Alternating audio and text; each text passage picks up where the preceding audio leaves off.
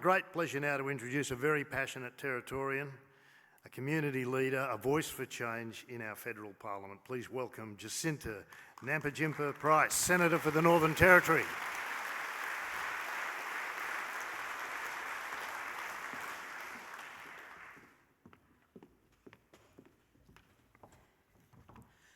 Well, I did explain to Will yesterday when I realised that I was coming in after him that it was going to be a hard act to follow, but I will try my best.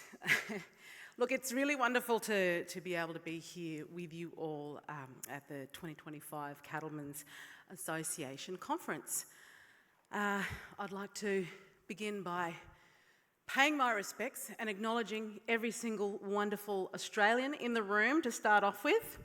That's all of yourselves.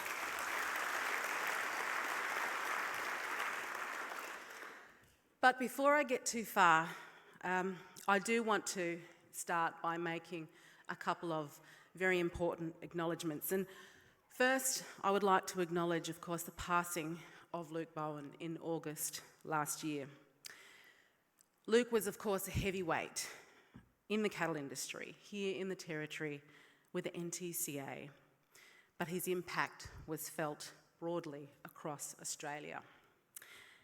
He was a stable leader and provided a strong voice in one of the industry's toughest periods during the 2011 live export ban, and then worked hard to mend and restore some really vital relationships with Indonesia, the legacy of which we still enjoy the benefit of today.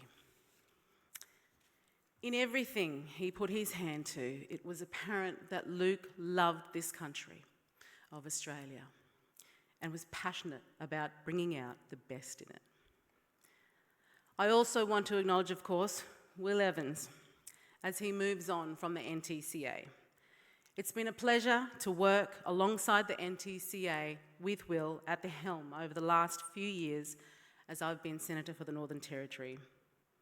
Will, you leave a significant legacy, which I know will remain for many years to come after you've departed. To Romy, where is she? There she is, who is stepping up into the position of CEO, congratulations on your appointment. You've already demonstrated your investment in making the industry stronger over a number of years now, and I look forward to working with you in your new role.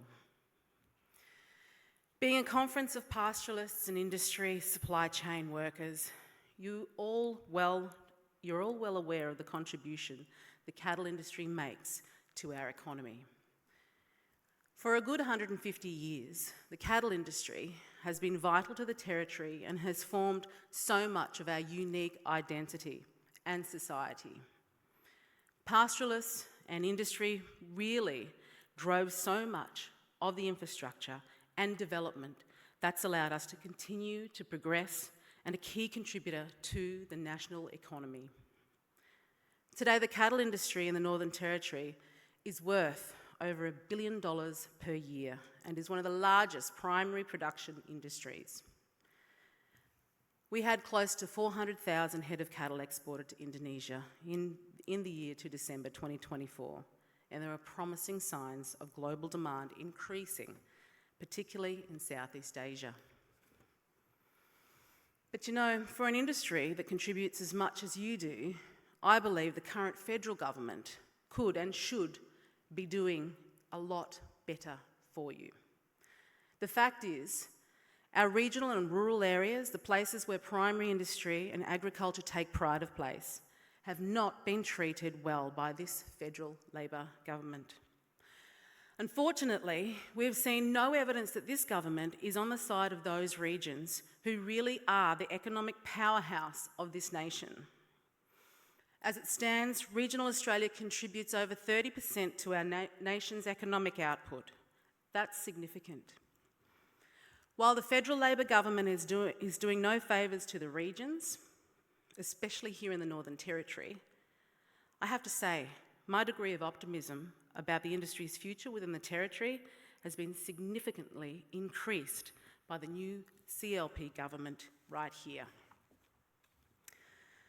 You'll be hearing from Minister Maley very shortly, and I know he and the CLP are deeply committed to rebuilding the Territory and strengthening our way of life here after many years of Territory Labor's mess.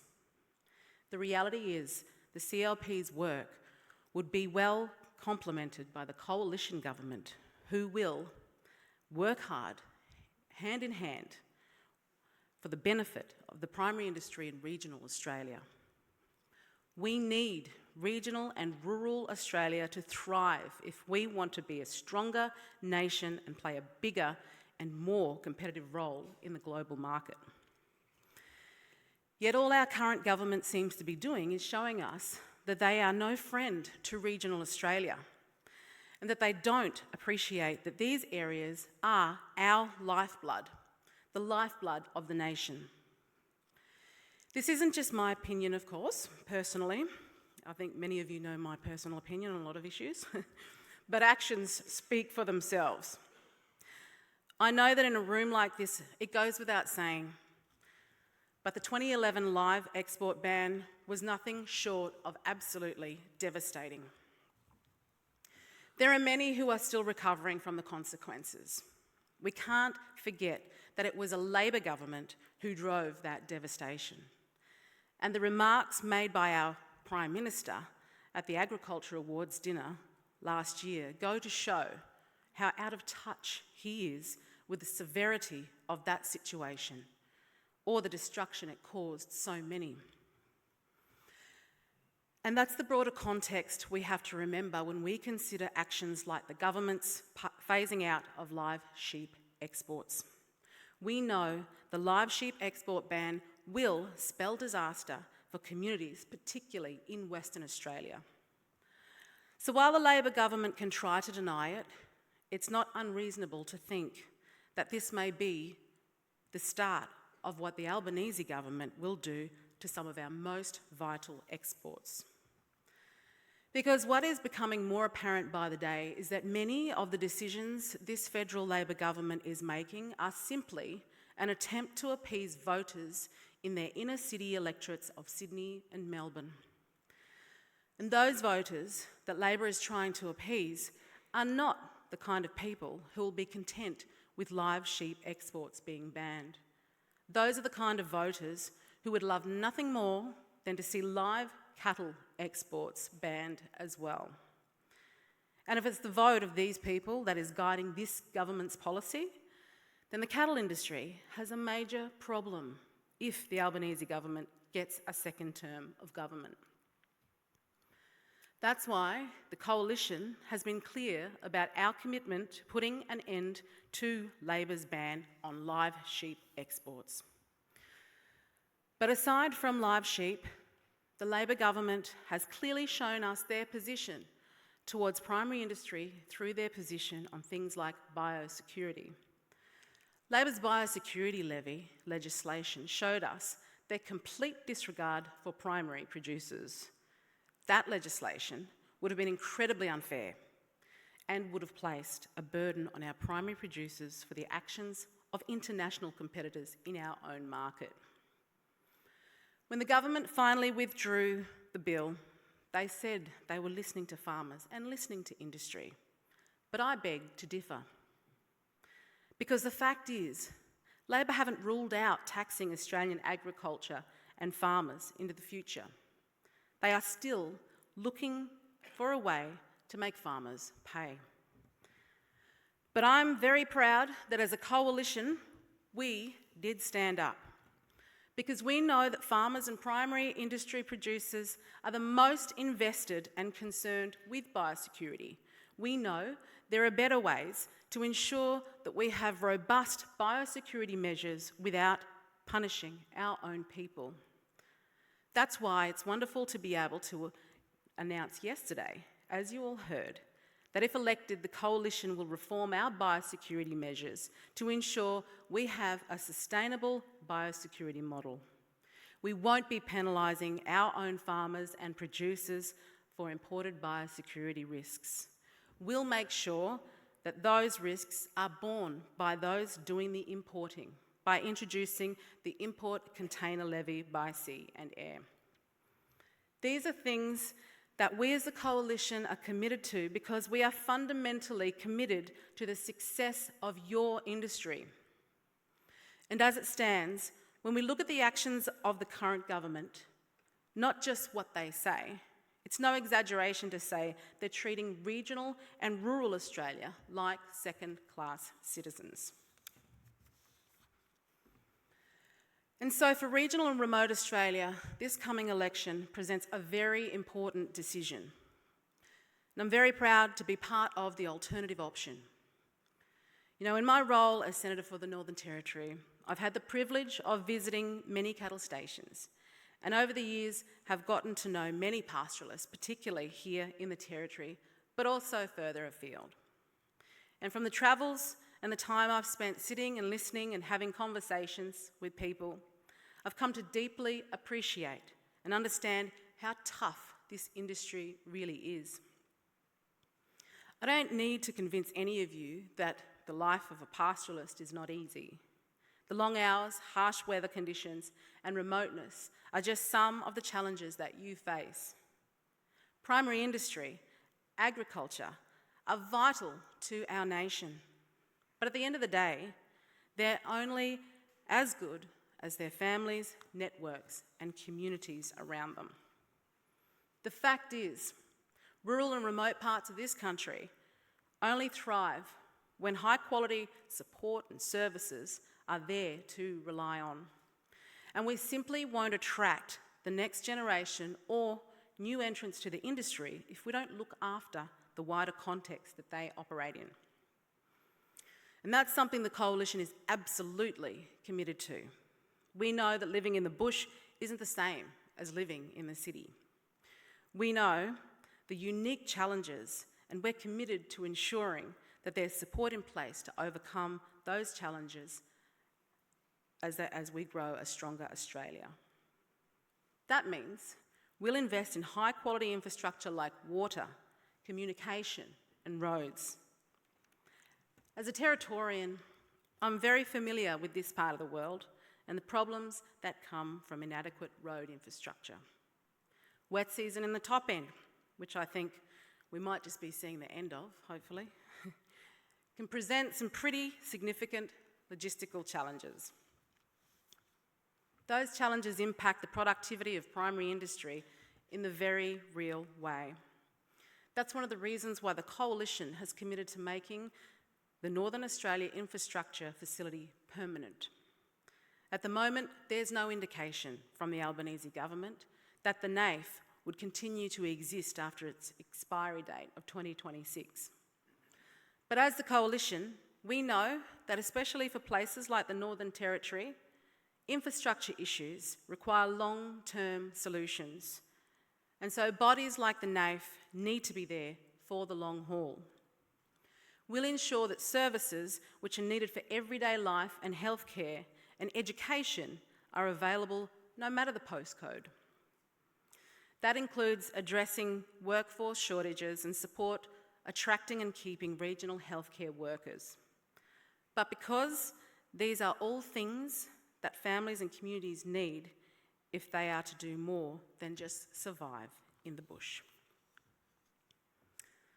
They're absolutely essential if we want to maximise productivity and economic contribution of our regional and rural areas. At the end of the day, the Coalition's goal is really to set up a stable and secure environment that enables regional Australia and primary industry to do what you do best and then get out of the way.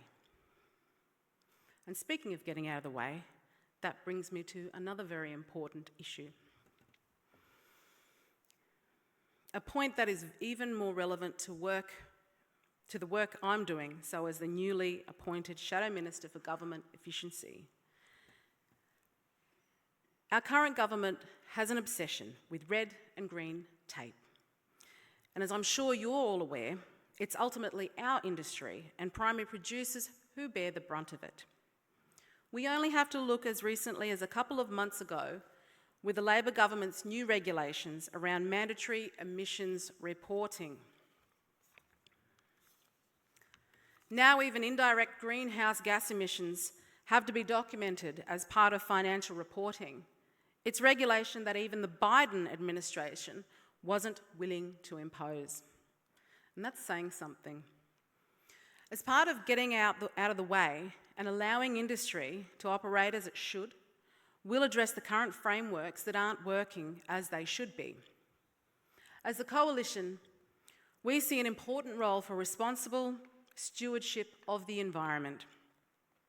We know that at the moment, those who are driven by ideology and activism are taking advantage of the system and hindering economic development that could otherwise be helping our regional areas. We'll ensure organisations like the Environmental Defenders Office, who are actively working against the success and prosperity of our nation, receive no Commonwealth funding. We'll ensure that environmental regulation produces balanced and legitimate environmental decisions. We'll also work hard with our international counterparts to increase free trade agreements, which are absolutely essential to improving economic productivity in our regions.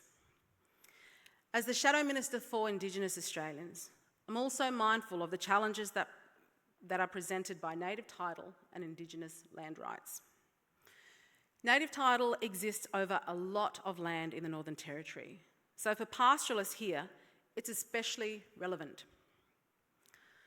I've often said that the native title system we have isn't fit for purpose in 2025.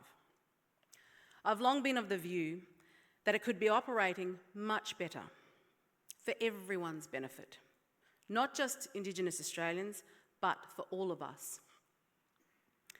As I mentioned earlier, I've had the great privilege in my role to meet many pastoralists in the Northern Territory. Not long ago, I was speaking with some pastoralists in the Territory who were telling me about the struggles they were facing with the land councils in their area. The pastoralists had offered to perform backburning activities on the land of the adjoining property, which was managed by the Land Council. And yet the Land Council wouldn't let them do that unless the pastoralists paid them a fee. This is an example of the reality that some land councils in the Northern Territory would prefer to be rent seekers than to cooperate with pastoralists who are trying to do their part to protect the land.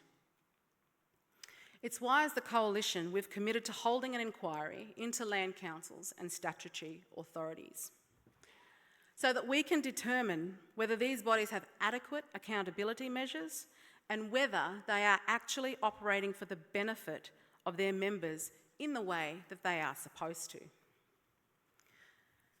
Challenges of navigating native title have also been made worse by the Albanese government through their Nature Repair Act.